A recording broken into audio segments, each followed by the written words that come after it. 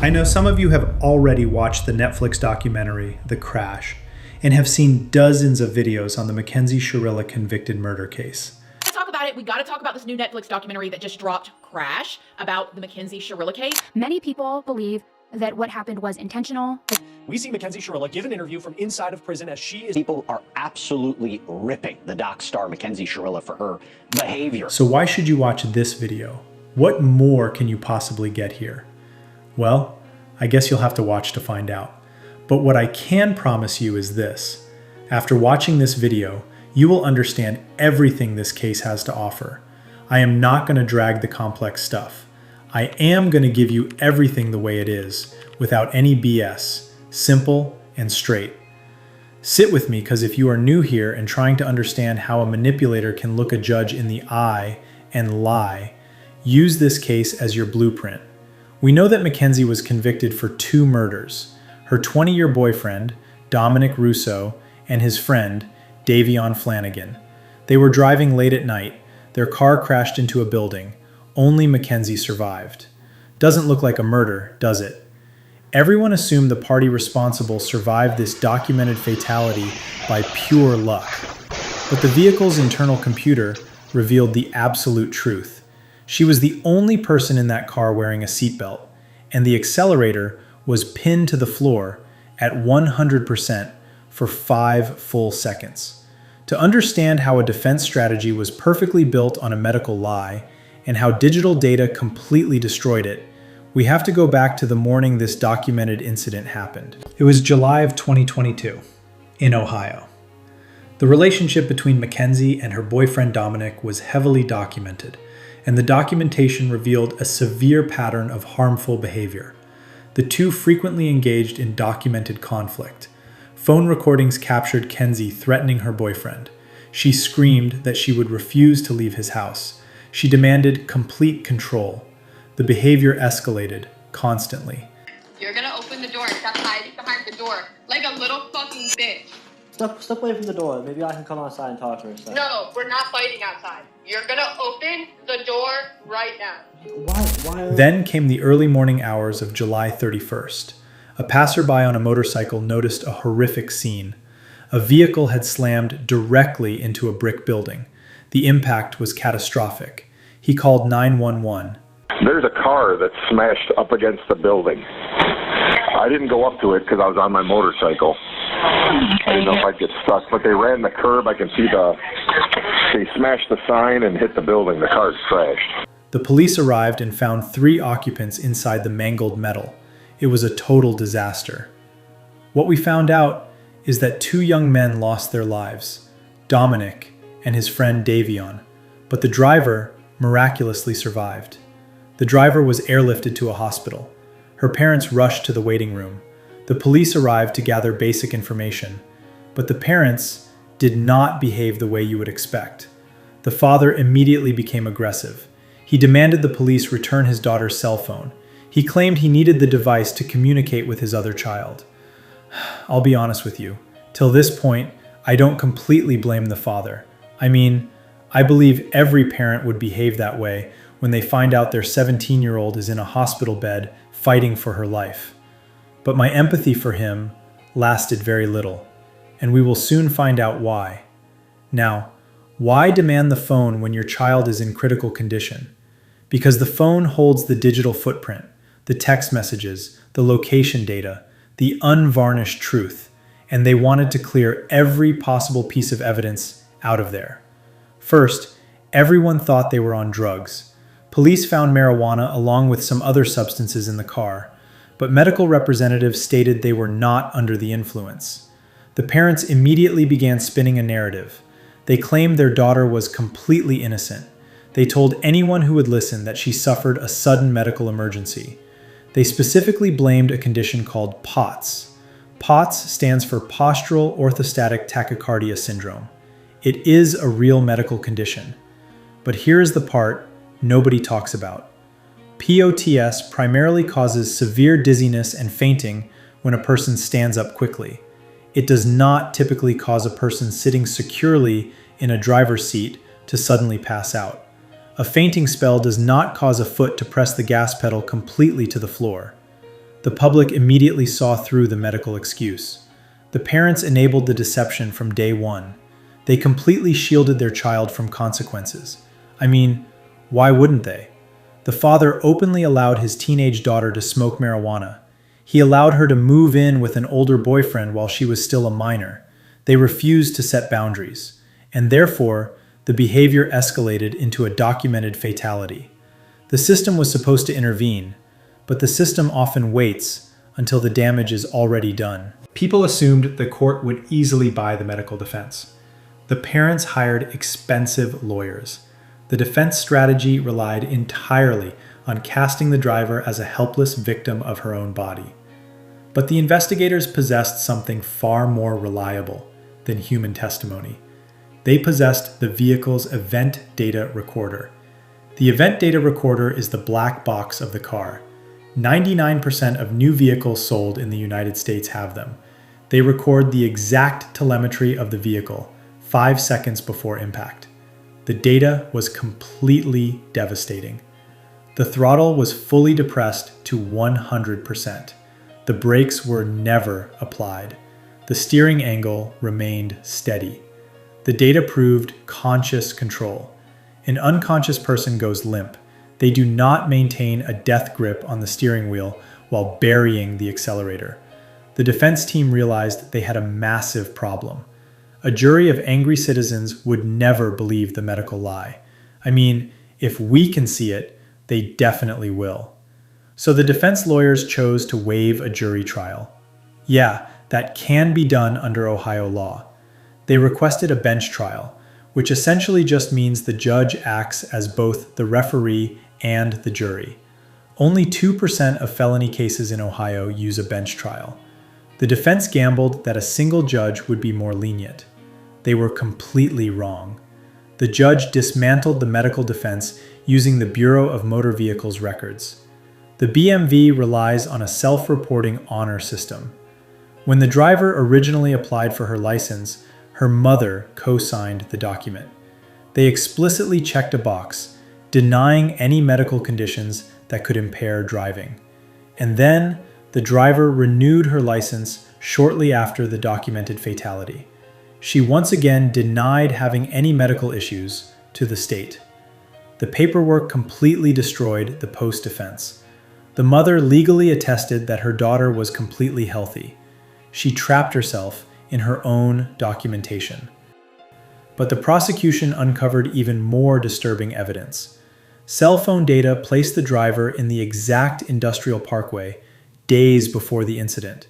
She scouted the route. She chose the specific target. She chose the exact time. She even turned the steering wheel just enough at the last second. She hit the corner of the building, so only the passenger side would take the massive impact. That is exactly why she survived. The physical evidence proved she wore her seatbelt. The two young men did not. She prepared for the impact. They had absolutely no warning. And she had her seatbelt on. Yes. We had to cut it off to get her out. Stop. Yeah, that probably saved her life. 100% saved her life. She had a seatbelt on. Oh. I don't believe the others did. Oh my God. The enabling behavior of the parents completely backfired.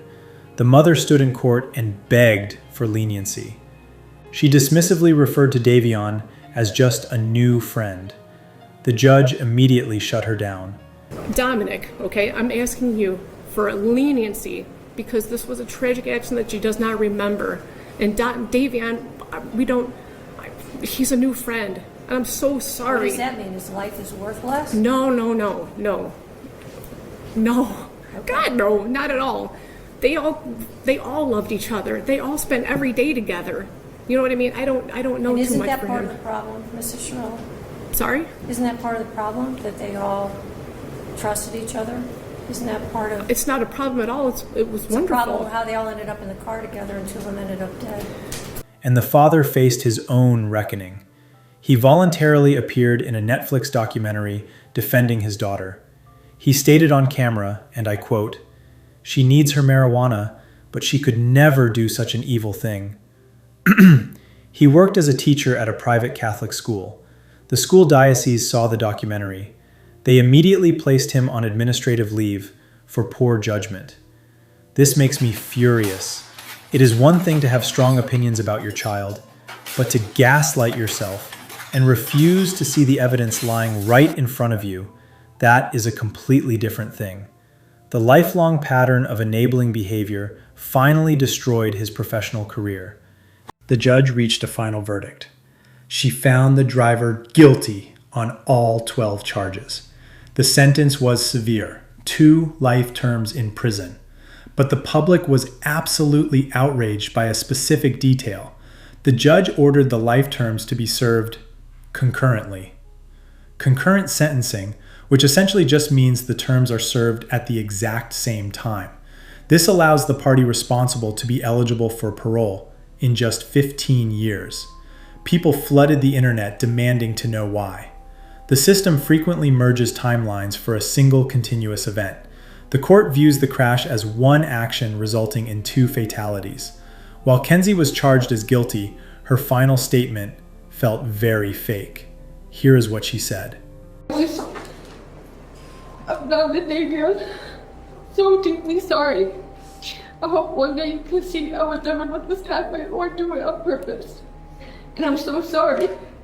And to my family, thank you for the support and all the love you guys gave. Thank you for fighting for me. I love you all so much. Thank you very much. It is a structural gap in the justice system. It leaves grieving families feeling completely betrayed. Both Davion and Dominic are deceased. Oh God! Yeah. Oh God! Sit down. Oh God! Just sit down. But the fallout extended far beyond the courtroom. 3 months after the documented fatality, the driver dressed up as a corpse for a Halloween party. And while her mother claimed her daughter was bedridden with crippling grief, investigators found emails. The mother and daughter were actively emailing modeling agencies in Los Angeles, desperately trying to secure representation. They attempted to use the massive public exposure to launch a modeling career. They tried to monetize the tragedy. In the documentary, we see a lot of Mackenzie's friends and supporters rallying around her, demanding what they call justice. The most interesting thing is her behavior behind bars. A fellow inmate reported that the driver altered her prison uniform to make it form-fitting. She applied full makeup every single day. She acted exactly like a mean girl, our only Regina George. In recorded jailhouse phone calls, she complained to her mother. She stated out loud that she did not need to be rehabilitated. She complained about growing old inside a cell. She showed zero remorse for the 2 lives she ended. And then, the most shocking part of this entire case. After receiving 2 life sentences, her legal team filed a formal appeal. They argued the conviction should be overturned. The court agreed to review it. And then, her attorneys missed the filing deadline by exactly 1 day. They tried to explain the mistake to the court. They argued that 2024 was a leap year and they had miscalculated the calendar. The court rejected that argument completely. The entire appeal was thrown out, not because of the evidence, not because the judge reviewed the facts, but because her highly paid legal team could not count the days on a calendar. Nearly 75% of appellate filings that miss procedural deadlines, even by a single day, are dismissed without review. The system is rigid, and it showed no mercy here. And then there is the body cam footage. During the initial arrest at the police station, the microphone picked up a faint whisper in the room. I swear I can hear a voice clearly saying, "She killed us." The officer on camera even reacted to the sound. He asked what the noise was. Listen to this footage and tell me if I am lying.